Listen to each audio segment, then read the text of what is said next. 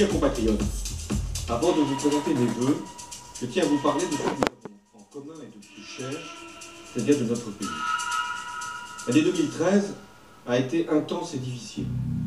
Intense parce que la France a pris ses responsabilités lors de graves crises internationales, le Mali, la Syrie, la Centrafrique encore tout récemment. Intense parce que l'Europe a réussi enfin à surmonter la tourmente financière qu'elle traversait depuis 2008.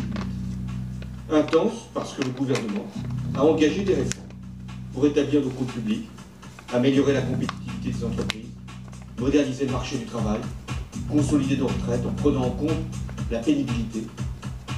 Il a donné priorité à l'éducation, c'était mon engagement. Et il a ouvert le mariage pour tous. Mais l'année 2013 a aussi été difficile pour beaucoup d'entre vous et pour le pays. Parce que la crise s'est révélée plus longue, plus profonde que nous l'avions nous-mêmes prévu. Et nous en avons payé le prix, avec une croissance faible et une succession de plans sociaux. L'État même du pays a justifié que je vous demande des efforts. Et je sais ce qu'ils représentent. Les impôts sont devenus lourds, trop lourds, à force de s'accumuler depuis de nombreuses années. Et en 2013, le chômage est resté à un niveau encore élevé, même si la tendance de ces derniers mois s'améliore. Les résultats sont forcément longs à apparaître, mais ils sont là. Et j'ai confiance dans les choix que j'ai faits pour le pays. Je vous le redis ce soir, je n'ai qu'une priorité, qu'un objectif, qu'un engagement, c'est l'emploi. Car chaque emploi créé, c'est un peu de force reconquise. Chaque chômeur qui reprend un travail, c'est une famille qui respire, c'est de l'espoir qui revient, c'est du pouvoir d'achat qui est regagné, c'est de la justice sociale qui est retrouvée. En 2014, nous aurons besoin de la mobilisation de tous pour gagner cette bataille. C'est pourquoi je propose un pacte de responsabilité aux entreprises. Il est fondé sur un principe simple. Moins de charges sur le travail, moins de contraintes sur leurs activités, et en même temps, une contrepartie. Plus d'embauches et plus de dialogue social. Je salue d'ailleurs les partenaires sociaux, qui en début d'année avaient réussi déjà à conclure un accord sur la sécurisation de l'emploi. Et dans les derniers mois de cette année, ont conclu un accord sur la formation professionnelle. Il permettra aux jeunes d'être mieux insérés, aux chômeurs d'être mieux accompagnés vers l'emploi, aux moins qualifiés de disposer d'une nouvelle chance dans l'entreprise. Et c'est pourquoi une loi sera votée au début de l'année 2014, parce que je veux traduire le plus vite possible cette réforme dans la réalité. Enfin, la nation doit se mobiliser autour de son école, qui doit conjuguer l'excellence dans l'accès au savoir et l'exigence dans la lutte contre les inégalités. 2014, ce sera aussi l'année de décisions fortes. 3 sont essentielles à mes yeux. D'abord, je veux réduire la dépense publique.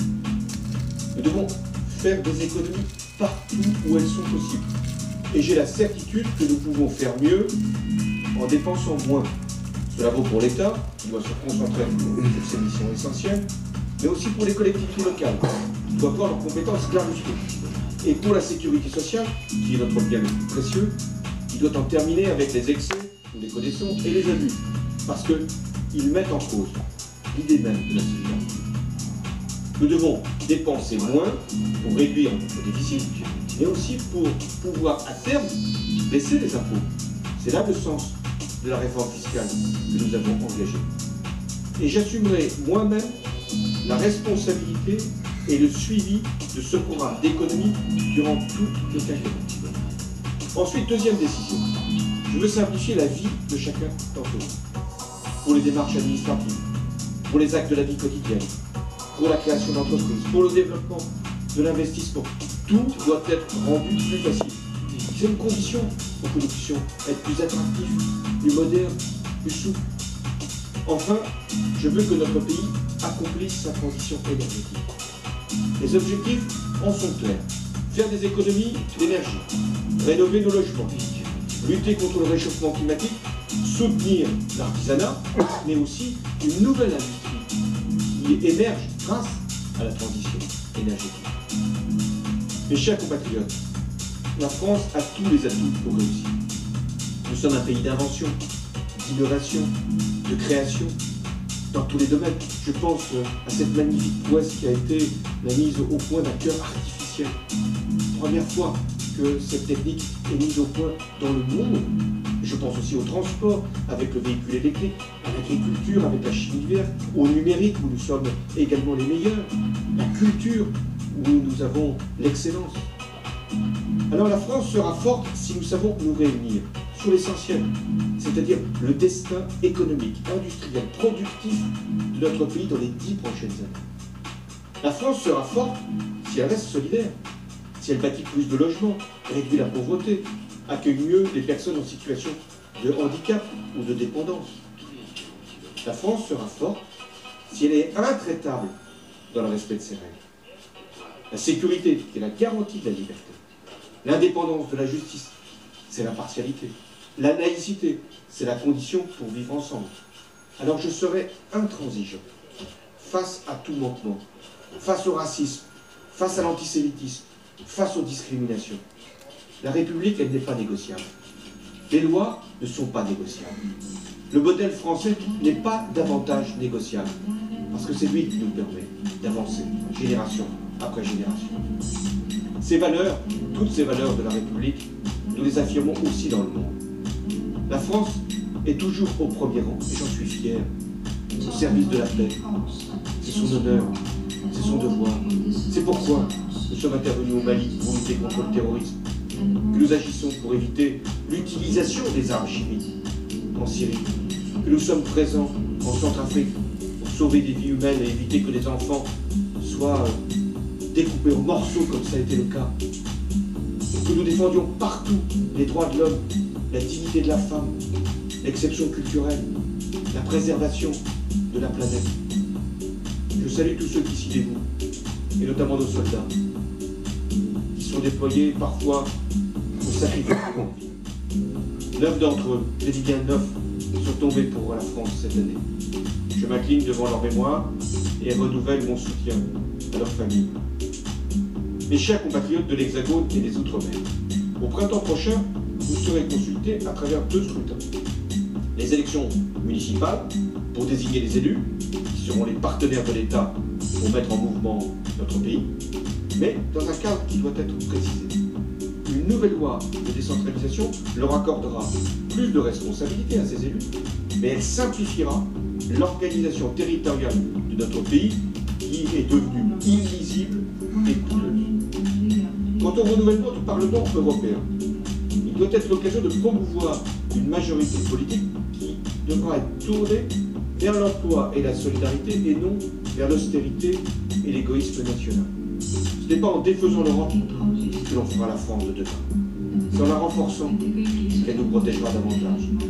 Et je ne laisserai pas ceux qui nient l'avenir de l'Europe, qui veulent retourner dans les vieilles frontières en pensant qu'elles les mettraient à l'abri, qui veulent sortir de l'euro. Je suis légataire de toutes les générations qui se sont battues pour l'Europe. Et je prendrai donc dès le printemps prochain des initiatives avec l'Allemagne pour donner plus de force à notre union. Mes chers compatriotes, plus que jamais, il faut aimer la France.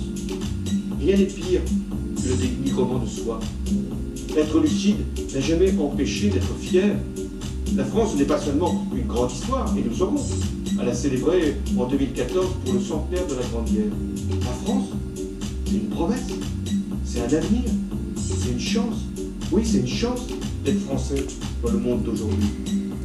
C'est fort de cette conviction que je vous adresse mes vœux les plus chaleureux pour cette année nouvelle. Mes vœux sont ceux de la réussite pour chacune et chacun d'entre vous, mais aussi pour tous. En cet instant, n'oublie pas ceux qui sont dans la peine, qui vivent dans l'isolement, qui sont mal logés, qui sont même sans abri. Nous avons vis-à-vis d'eux un devoir de solidarité. Je pense aussi à nos concitoyens qui sont retenus en otage. L'un, le père Vandenbusch, vient d'être libéré. J'en suis heureux pour lui et sa famille. Mais il en reste 6 encore détenus. Au nom de la fraternité qui nous unit, je ferai tout pour les libérer. Voilà mes vœux pour l'année nouvelle, cette bataille pour l'emploi qui doit être la réussite de la France. Vive la République et vive la France.